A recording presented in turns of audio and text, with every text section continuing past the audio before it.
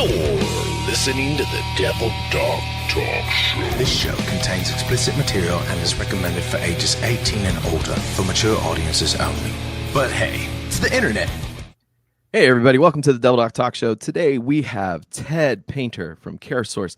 Now Ted has a long history, but one of the good things that they're working on over in CareSource, and we're going to touch on today, is understanding healthcare resources for veterans. How are you doing today, Ted? How are you feeling? I'm good, man. Thanks for having me on. I appreciate it. Well, thank you for making the time on this special Friday. Yeah, it's going to be a good one. I'm excited. How is it that you got involved with CareSource, and do you mind sharing a little bit about yourself, a little bit of your history? Yeah, sure.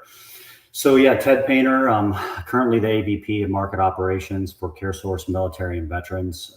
It's a subsidiary of CareSource, and I'm currently still serving in the reserves. I'm a sergeant major in the reserves, and so still get to serve. So yeah, I mean, I did 10 years active duty. And it's sort of a long story, and we all have a different sort of transition story, right? Mm-hmm. Actually, early in my first enlistment, I got pretty sick. I was stationed in Okinawa and had to get medevac to Balboa, and it was sort of a near-death experience, I guess you could say. I just really appreciated what everybody there, did for me and got me back on my feet and got me back to 100%. And I was able to continue to serve, and so I always really appreciated that, and always was trying to think of ways to, give back. And from that perspective, didn't quite know how I didn't think I would necessarily get into the healthcare space, but I always remember that piece. And then when I was transitioning to the reserves and to the civilian world, unfortunately, I tell this story because it has purpose. I was one of those guys that didn't have a plan, mm-hmm. right?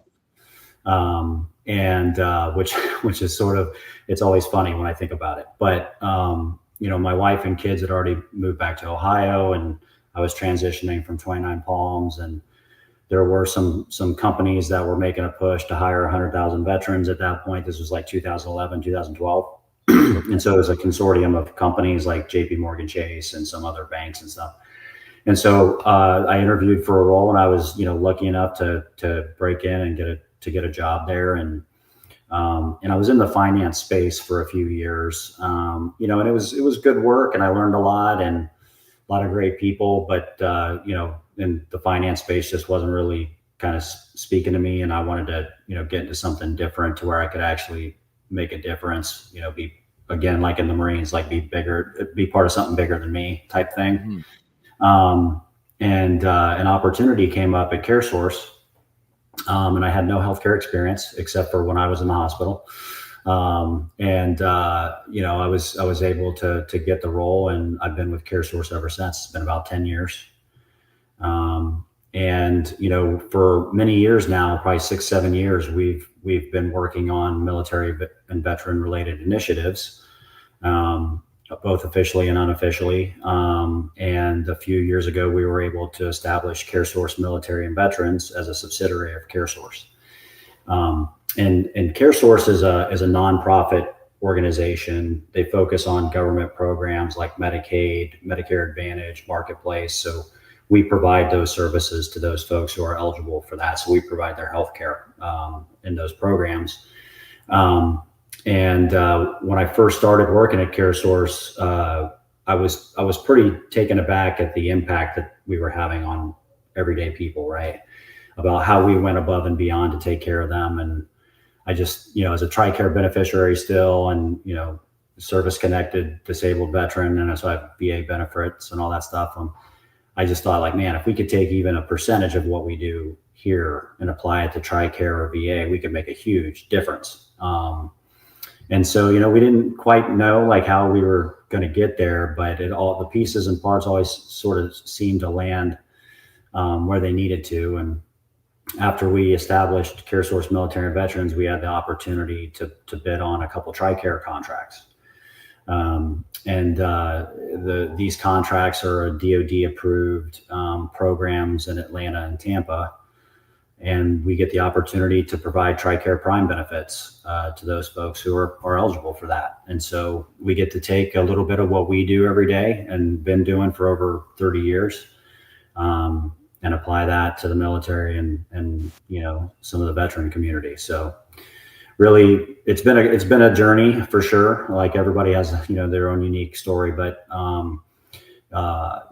wouldn't change a thing so far. I'm just really happy and proud to be part of what we're about to do for folks. This is exactly what I've been trying to get done for many years now, and so now we're here.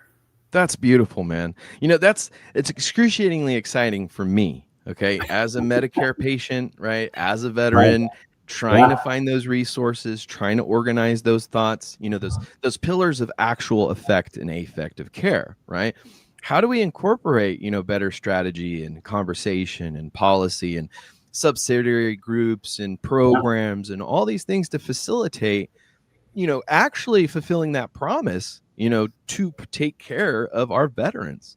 Yeah. That's amazing. So CareSource, you said, started about 30 years ago. Now they have a CareSource Veterans, and they are taking care of veterans. They're providing assistance with Medicare and other programs like that. How does a veteran or somebody that, or like a family member how would they get involved with CareSource, and how would CareSource be able to help them, so to speak? Yeah, so I think from a traditional parent CareSource perspective, right? Like if you're eligible for Medicaid or to your point, Medicare, and a lot of people I'm glad you brought that up actually, because not every Medicare member is retirement age folks, right? It's folks who have chronic conditions, have complex needs, and are eligible for Medicare because of that, and Marketplace. So yeah, we serve veterans within those populations, and we've taken that into account when we work with them and talk to them and serve them. And then in Atlanta and Tampa specifically for what we're doing, this is TRICARE specific, right? So it's not VA, it's DoD, and so active duty families, retirees and their families, so military retirees but not on Medicare. Survivor families, and a few others are eligible to sign up and participate. I mean, essentially at the end of the day, what it does is during open enrollment, which DoD calls open season, which is, it's actually from November 10th to December 9th. They in Atlanta and Tampa, they get a choice, and typically they don't even really get a choice, right? It's TRICARE East, and there's one contractor that manages that. And year over year, if your situation really hasn't changed much, then you don't really need to go do anything. But if you want a choice and you want a different option for who provides your TRICARE benefits to you, then they can go out there and select us to do that for them. That's amazing. Because I know for our listeners, we're getting into the mud of technical terms and coverages and things like that, which it does. It gets muddy really quick, but I really believe the way that, we're kind of structuring this conversation about CareSource implementation, open season, right? What is an open season, and how does somebody make sure that they get involved at the right time for the things that they may or need? Yeah, exactly. Yeah. I mean, some folks, may be fairly familiar with what's called open enrollment. And so you're on Medicare, it sounds like you said.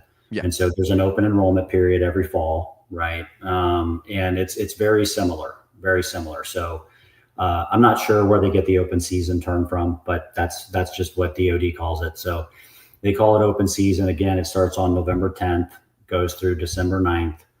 And the folks who are eligible for TRICARE can go out there and select who provides their benefits a couple different ways. They can go through MilConnect. So there's it's called a beneficiary web enrollment portal behind MilConnect. And so they can log in there. That's where sometimes people make changes because they have a new child, or, if they got some sort of change in their life that they need to make a change out there. So they can do it that way. And they can also go to our website, caresourcemilitary.com. And they can give us a call as well if they want to talk to us. They got some questions about what they're going to do and what we can do for them. Is it okay if I give the number? Absolutely. Absolutely. Yeah, so it's 833-230-2080. And we've got military affiliated customer service reps. These are folks that are either veterans or family members of veterans and service members, and they're trained to work with military and veteran folks and can answer all their questions, can tell them, hey, is my provider in your network, and that kind of stuff. So we can answer all those questions for them.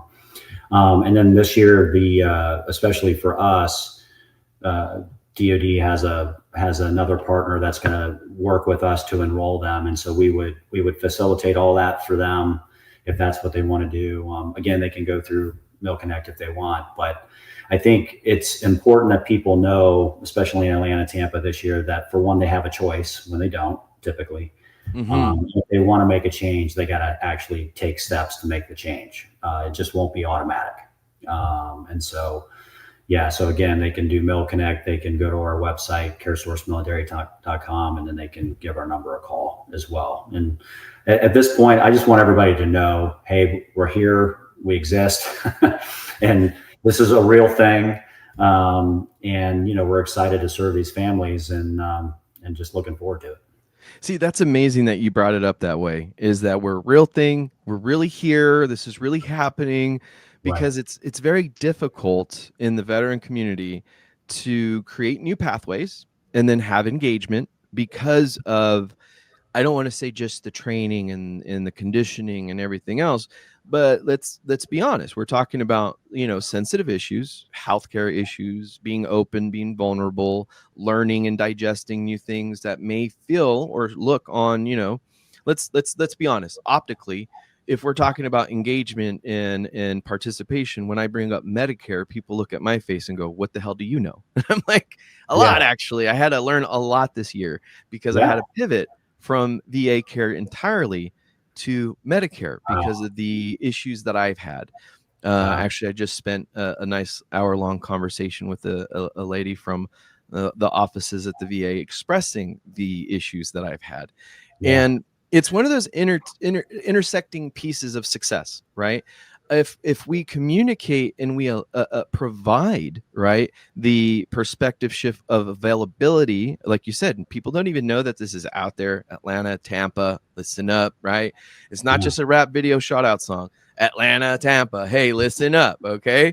We have to get people to kind of break down those, those little blinders that we have every day, our mundane day-to-day tasks, our routine, and see the value.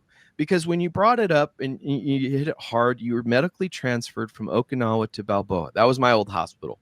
I essentially grew up in that hospital from 2005 until I was medically hardship transferred from El Centro back to NMCSD in 2011.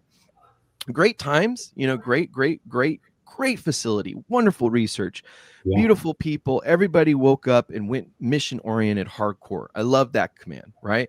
And to see that same motivation, when we're talking about this CareSource, veterans, military.com, right? CareSourceMilitary.com, and the resources available, that's kind of the same thing. Like when I was a young man, knowing what kind of protein powder was smart. You knew what to take. It was clean, right? Or energy drinks, the Rippets, right?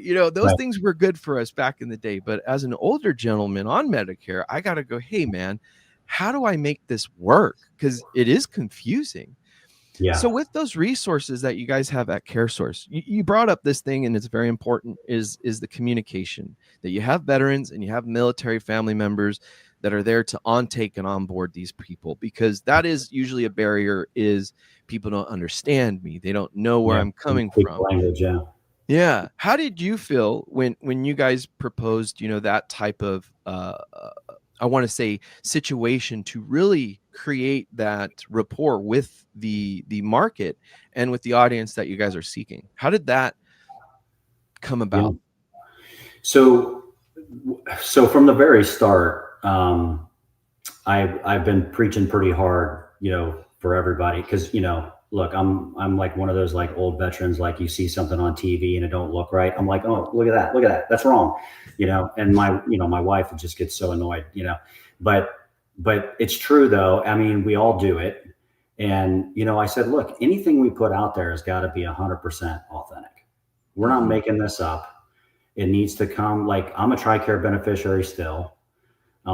We've got, a bunch of folks on the team that are also TRICARE beneficiaries. They're military spouses, or spouses of a retiree, caregivers, married to veterans. So literally the whole team is comprised of that. And so that is like at the forefront of every decision we make. Like, how is this going to land with people? Because this has got to look and sound and feel legit to them, not a gimmick, not salesy, right? And it's not the run of the mill, what they're used to. Like, I just can't do it that way. Cause that stuff bothers me. It's like there's some organizations out there, and I'm not necessarily saying in healthcare, but just in general, right? They pander to veterans and stuff like that. Right. But it's not authentic.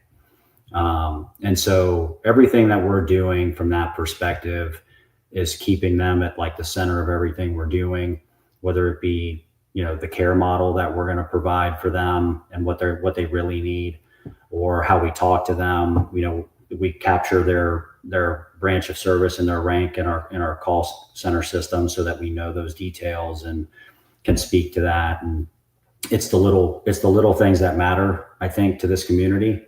And, if you're doing the little things, the big things will, take care of themselves type thing. But, we're doing things that are different. This is still TRICARE Prime, so they get the same benefits. They don't lose any benefits. It doesn't cost them extra money. If they pay a monthly premium today, these are typically retiree families. Well, that's waived for the first 12 months that they're with us. Also, another thing is, a lot of folks choose a different type of TRICARE because they don't want to deal with having to get a referral every time they need to see a specialist, right? Exactly. And that referral has to get approved by the government. It takes time, doesn't always get approved. I mean, most do, but it still takes time. And so, they're willing to pay more for a different version of TRICARE so they don't have to deal with that. Well, with us, we're still providing TRICARE Prime, but no referrals are required. So if there's a specialist in our network and you need to go see that specialist, then go. We're not going to be a gatekeeper. Yeah, we're going to streamline their access to the care, because that provider's in our network. Why would we not allow you to go there? Yeah. So you're making too much sense, man. You're making too much sense. Like, that's the thing in every circumstance. And I love this conversation so much, not just because of the importance, but because of the application for my personal experience. Okay. Right. I hear horror stories, I've been told, PPOs, HMOs, and I'm just like, hey, I was down with OPP back in the DAY. All right. I don't know what you're saying anymore. Okay. But what it is excruciatingly confusing. And sometimes I feel like it's done so to create like exactly the thing you're circumventing, is that barrier to access. Right. That to me is the keys to these solutions. The way you brought it up, hey man, this is the center focus. This is the way we're doing it. We're implementing that. P.S. also, and we incorporate the individual's unique self and what their needs are based on what they have access to. See, because that's the killer right now. My hand's thrown up. That's the killer. This morning, this is what it was. I sent a tweet, and it ended up being with Dakota Meyer and the Secretary of the VA, Doug Collins. Okay. And I brought up a situation that I'd been faced with here in San Diego, accessing care relative to my medical necessity. Okay. That's it. It's a very simple thing. And with Medicare, I've had to pivot entirely from the VA. And of course, there's the gaps, there's the requirements, there's the technicalities with that.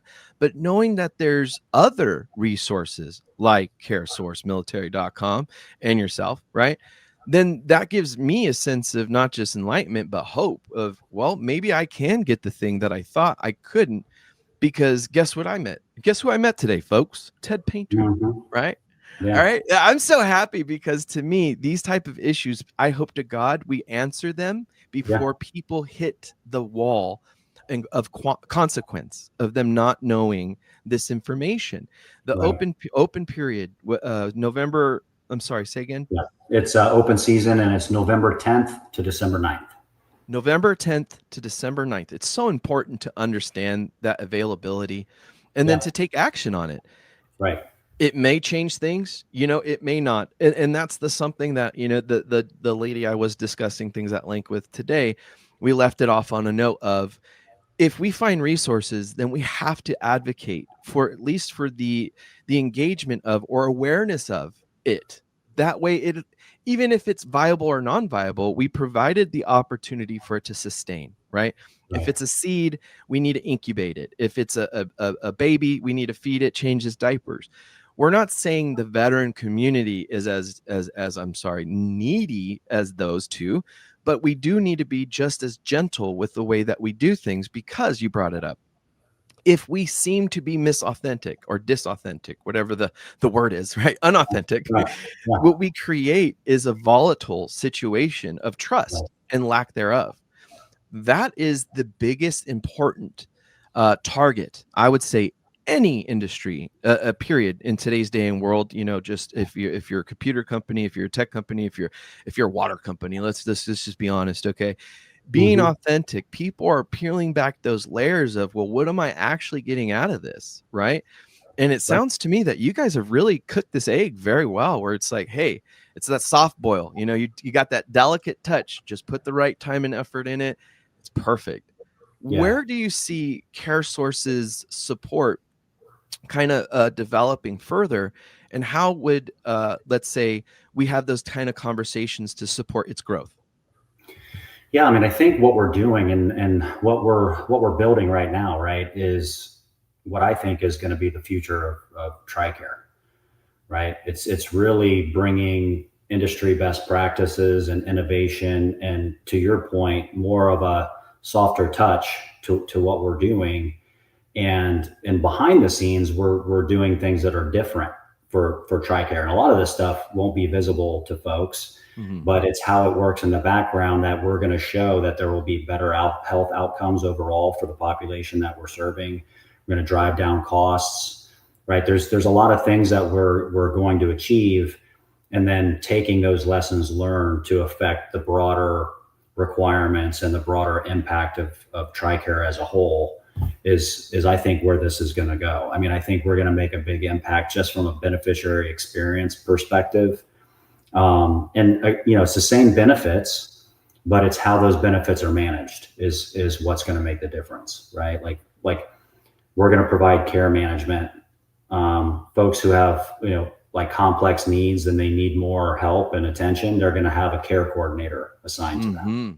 And so these are the folks that are going to help them navigate all their needs and systems and their appointments and help them with all of that stuff, because a lot of people are essentially on their own, Yes. right? A lot of folks have spent years and years and years learning how to get things done. I know, one lady that I know, she's a TRICARE beneficiary and wife of an active duty service member, and they have a family, and she's carrying this folder around with her of billing issues or what have you that she's trying to get resolved, right? And it really shouldn't be like that, right? And so we're trying to provide them what they're eligible and should be receiving, but just do it in a way that is streamlined. They've got more options, and at the end of the day, it's like the care they deserve, a choice they've earned. Mhm. So it's just doing a little bit differently and taking those lessons learned and expanding that. And then CareSource military veterans, we're looking at other opportunities in the space, and future opportunities where we can help in the VA space and what have you too. But right now we're definitely laser focused on giving these TRICARE beneficiaries the best of the best. So That's right. First shots out have to be effective, right? right, And that's something beautiful that I see happening here, is the momentum, which I'm pretty sure you, the visionaries, everybody behind CareSource sees this. right, I do tremendously. I'd love to talk your ear off about it, yeah, off record, right? But yeah, I see it, and it's something that I feel is just so important, because you are laser focused on TRICARE. That's hmm great. we're going to get answers, we're going to get solutions, and those things are going to transcend into other systems and modalities that then compress the issues that we're seeing reflectant. Like you're the lady walking around with the file. Like it shouldn't be like that, right? The Right. should is where we have sat too long in. We have sat too long in our own should, and we can't smell it anymore. Okay, that's the problem.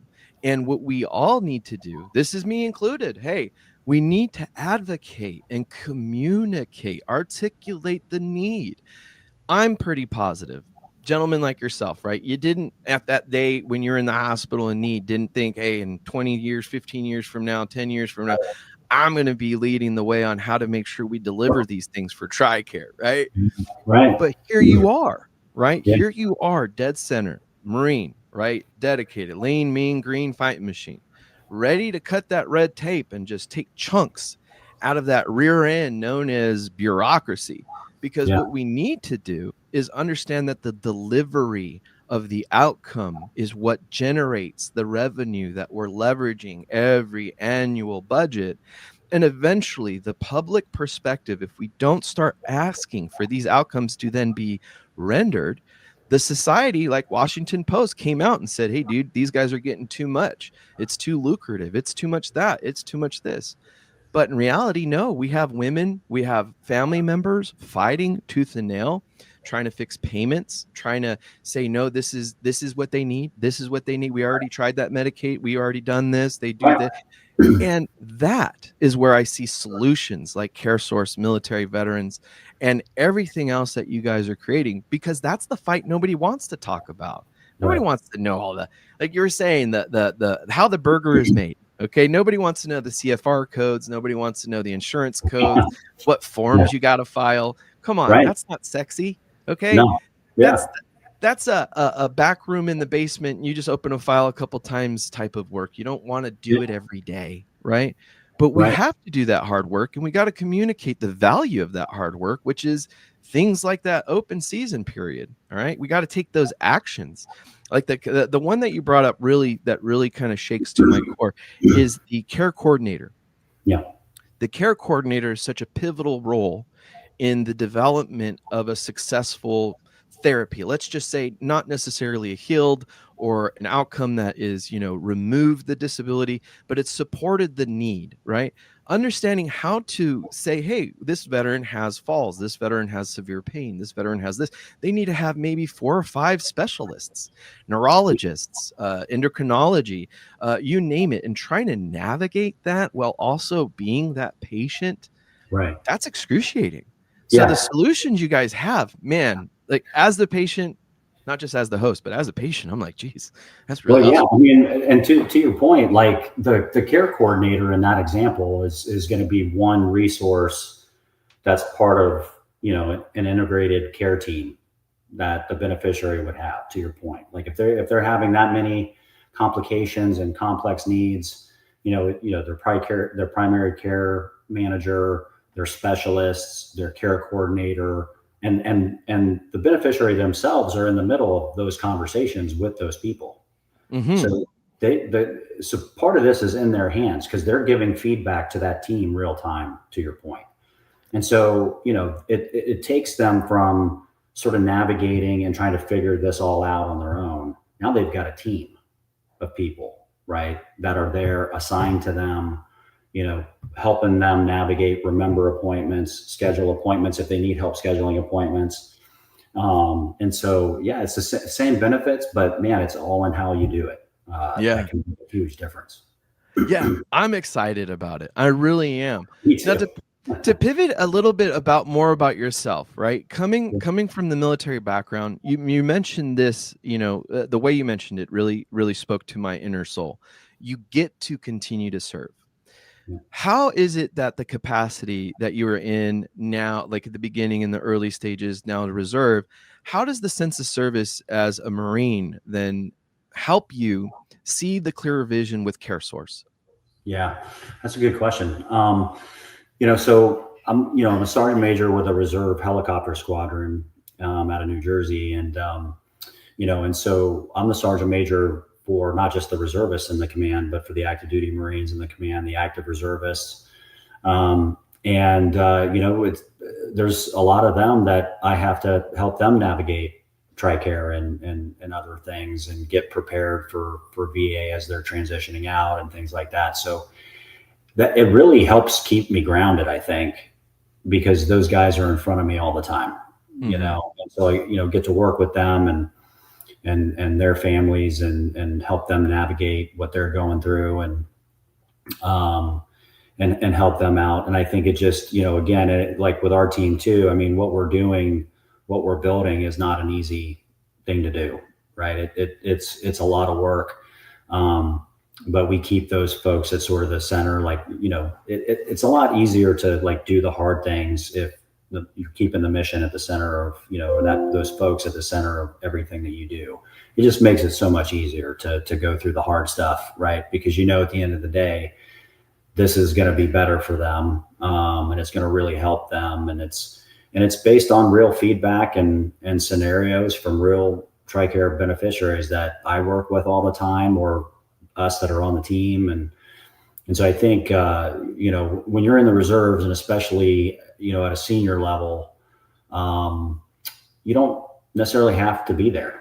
I think we choose to still do it. Because I get to help Marines, and it's still fun, and all that. We're not doing it for the money, so it's sort of a different approach. But yeah, so I get to work with those guys all the time, and they kind of help me keep me grounded, right? It's sometimes it's just cool to still put the uniform on when I get to, and it's always cool to always take it off when I get to go home. But no, I think working with those folks really helps me, because I see those guys with the uniform on, and I'm like, well, this is, obviously not in New Jersey specifically, but these are the folks that we're doing this for. So, yeah. No, that's beautiful, because every time I think about the past, right? When I get in those dark moments of succumbing to the challenge, right? And when you're in those dark moments, having those type of purposeful anchors, right? Being able to say, hey, look, I'm not doing this for me. I'm doing it for those guys. I'm making sure their future, right? We're planting the seeds for the trees to provide the shade for them to cool off, because the work that they need to be doing, my God, we don't even know. It was a great conversation I had with, again, Forrest Phase on last year. Great guy, same admiral from when I was serving with in NMCSD. It's the preparedness of that next war that we have to establish our infrastructure and our support systems based off of. And that inability to have that leadership quality is what is rendering these kind of, I want to say, ad hoc successes. Okay. Yeah. Where we get a little bit, but then it has that diminishing return. With these type of presentations, these conversations, this invocation of spirit, or esprit de corps, right? The camaraderie, the truth of the why is the most important factor of the purpose. You get to still, quote unquote, play Marine, but let's be honest, even when you take that uniform off, you are still Marine, still green, still mean, right? Still mean, yeah, right. My team will tell you, yeah. Yeah. And then moving forward to this industry, right? That is, I don't want to say convoluted, because I just don't think anybody's really paying attention to it. I don't think that there is market saturation for conversations like this. Right. I don't think there's, hey, a podcast dedicated to learning when the open season is to get your Medicare files. Okay. I just don't think that's marketable. But the success stories that are bridged by your guys' service and the implementation of vision is where I see our community as a whole, not just desperate for it, but ignorant to their desperation for it, right? And that's something that could be controversial, because if we don't know what we don't know, that can still hurt us. It's just, I'm excited. I'm really excited to see where this is going. The CareSource, yourself, your team, the vision. I did want to ask you a few more questions about you. You said you served with the helicopter squadron.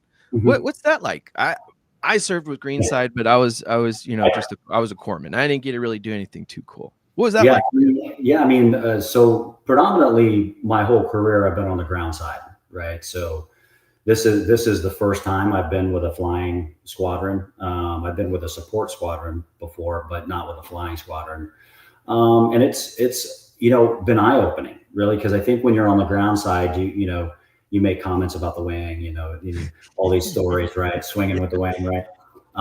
These Marines work just as hard, if not harder, as any Marine on the ground side. Day shifts, night shifts. These maintenance crews, these guys that keep the birds in the air, man. I mean, they crush it day in and day out. I mean, so some of the smartest, most hardworking folks I've been around, let alone Marines. And so it's been great. It's been definitely a different experience as a sergeant major. From ground side to air side, it's a different animal completely, right? But not necessarily in a bad way. I mean, it's just a different type of schedule, a different tempo, different Different mission. it's a different mission. Yeah.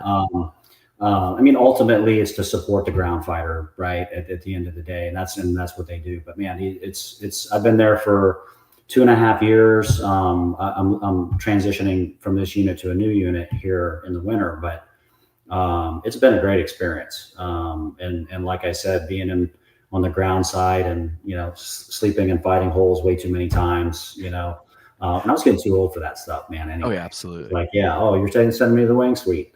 But no, it's been a great experience. Yeah, it's been awesome. That's beautiful to hear. The other reason why I bring it up is I was attached to NFL Centro. We got to work with a lot of the Blues and the Marine Wing and everything. Yeah. It's a command. A lot of people don't know that. They forget. No. They got a lot of stuff going on out there. Yeah, it's pretty busy. Yeah, it's a very busy place, and some of the work that I never beforehand I never got to be a part of, but like you brought it up, the work tempo, the maintenance on these vehicles, right? The aviation vehicles, the preparedness that goes into flight medical approvals, right? You got your flight surgeon, you got your flight techs, and all these different people that support it. The mission operation, right? I live in an area where that's what reminded me to ask you about the helicopters. We get squads, or what do they call that when they formate? When they're in formation, right.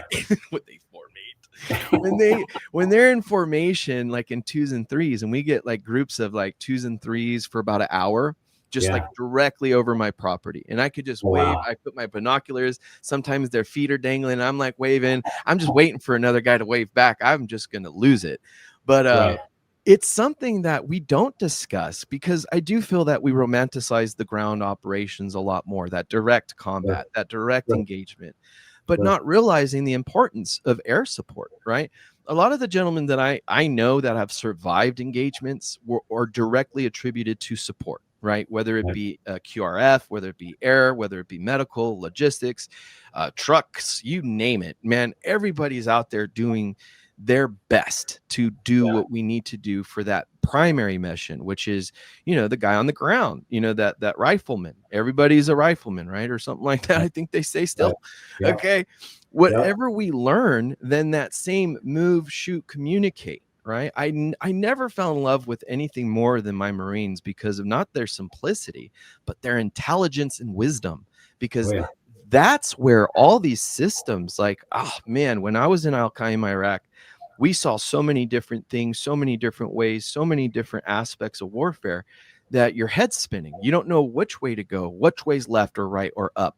And these wings, the wing groups, the Marines that came in, pulled the security, the Army dust off that came in and did the medical evacs and what do they call egress or all the ins and outs. Okay, the QRF teams, everybody's role is so important that when we don't, I don't want to say not validate, but when we don't discuss, it's hard to validate when we don't discuss. Much like the issue of knowing what CareSource is and what their services are they provide. If we don't highlight them, if we don't discuss them publicly, if we don't put them on that limelight and say, hey guys, you're really going to need this when you get older, trust us, it's not on the purview of that young Marine. It's not on that purview of that young wife, the life they're living. God bless. I hope it stays that way, where they're healthy enough to maintain service, that they're healthy enough to not need to know all the different bureaucratical red tape and procedure and process, because that's where we deflect. We denigrate that purposeful of that mission execution, and it becomes, how do I survive? How do I survive in this existence? How do I remain with that identity to get to serve? And how do we then integrate and articulate solutions like the ones you're presenting today on the show that are just mind-blowingly awesome? Because as soon as you mentioned the care coordinator, I'm like, hey dog, like, I know I didn't say a lot before the show. We just kind of like a cold show, but my situation, you're telling me all the answers that I need right now. And I'm 100% behind this, because if we on the show execute a good engagement, right, a good campaign, a good, let's just say distribution of information here, right? Because this is a product. We all know that. When people consume this product and react and relate to it, that's what it's all about, man. It's the best feeling on earth to be able to say, man, I hope I get emails and phone calls today after the show, because I'm going to not share the show, but I'm going to share this information immediately today. And my guys, they're all going to go, what? What's this? What's CareSource? So to move it a little bit further, how do we get in touch with CareSource, military veterans, and everything that you do? Yeah. So again, I think CareSourceMilitary.com is your first landing place. I think you can go there. You can learn more information. You can sign up for somebody to reach out to you, and you just got to give your name and your contact info. It's not like a 20-question form or anything like that. So we try to keep it simple, and so then that way somebody can reach out to you. You can also give us a call at 833-230-2080. And we can, answer all your questions, and hopefully give folks the information that they need to make a decision during open season. Because a lot of folks like us are, there's always a lot of hesitation, right, to jump into things like this, right?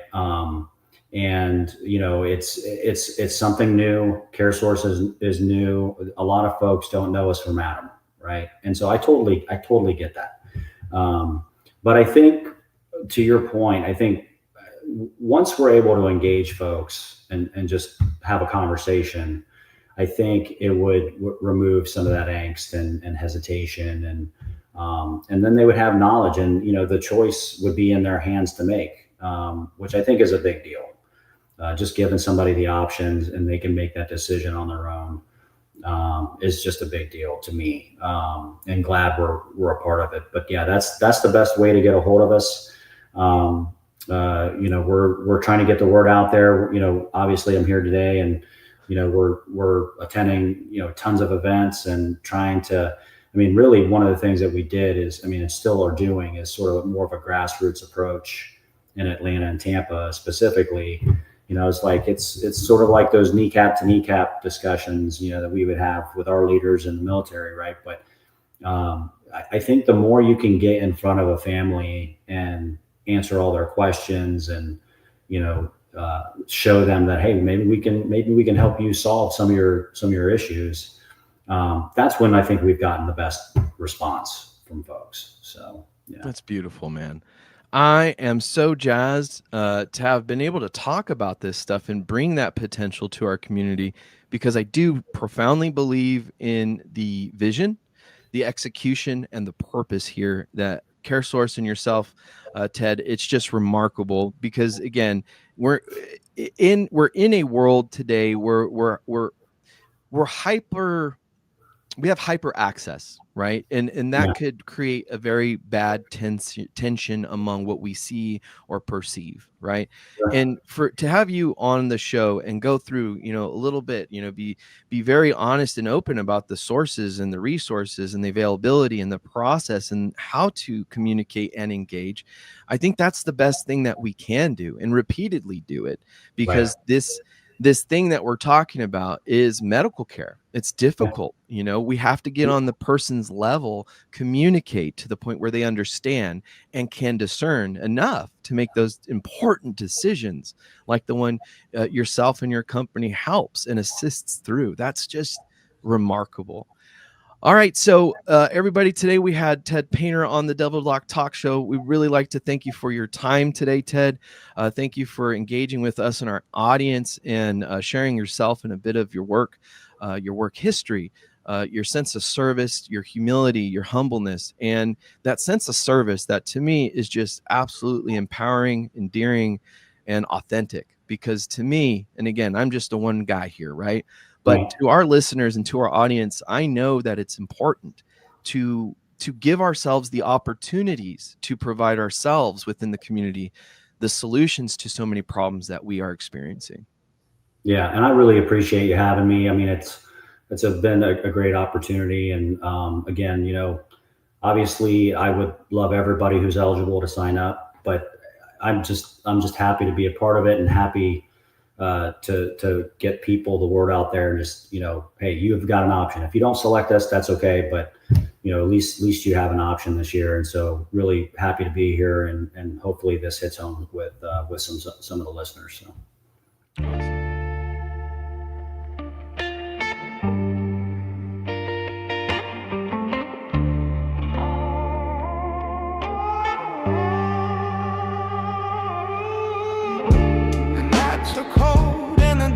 Drag slow. Each mile takes a piece you didn't know. The headlights blink like a fading star, chasing shadows that are never far. Dust on my boots, fire in my chest. Restless heart never gets to rest. It's a long road, yeah, no end in sight. Every step's a fight. Every step's a fight. But the wind keeps calling, pulling me along. It's a place I belong.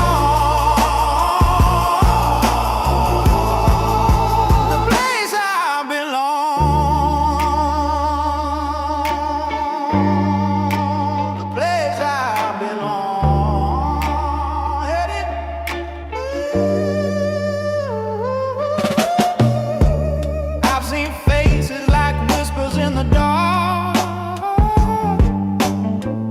heard voices that left a burning mark.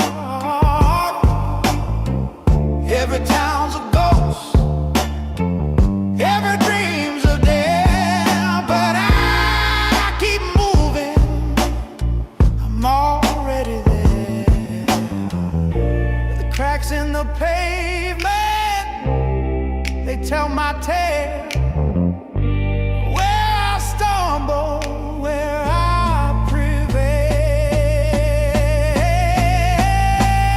It's a long road, yeah, no end in sight. Every step's a fight. Every step's a fight. But the wind keeps calling, pulling me along. It's a place I belong.